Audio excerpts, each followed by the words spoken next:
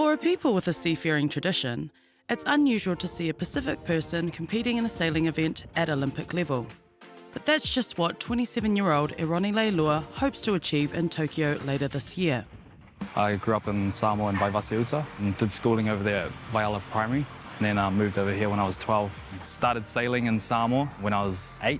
Tried a few of the sports over there and we really enjoyed sailing, which my mum got us into because she had done it when she was younger.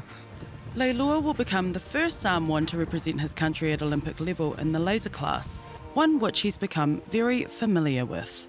In the America's Cup, you've got a whole lot of people doing different jobs, whereas laser sailing it all comes down to one person. It's an Olympic class and I've been sailing for the last 7 or 8 years in the laser.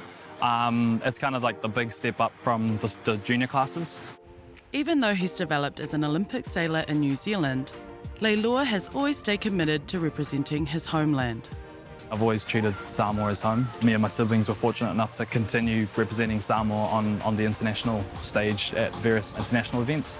And we've kind of always just been drawn to calling Samoa home and trying to do the nation proud.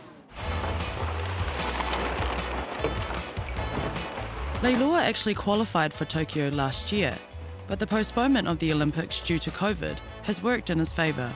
It's been pretty tricky.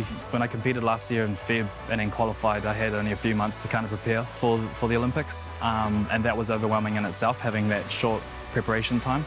I guess with the postponement, it gave me more time to kind of plan out what my campaign would look like. But then on the downside, it also meant it was going to cost a lot more. And with sailing, as well as many other sports, it's a very expensive sport, especially being majority self-funded.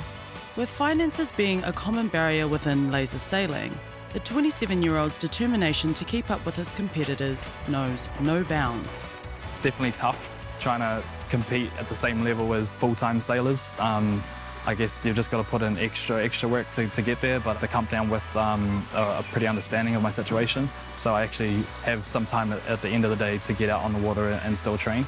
Leading the way for future sailors of Samoa, Leilua has his sights set on goals beyond the uncertainty of this year's Tokyo Olympics. The goal is to go to the next Olympics. I really want to get to Paris, but obviously with this one up in the air at the moment, first goal is to get there. And if that can happen, then I'll definitely be aiming to go to Paris in 2024.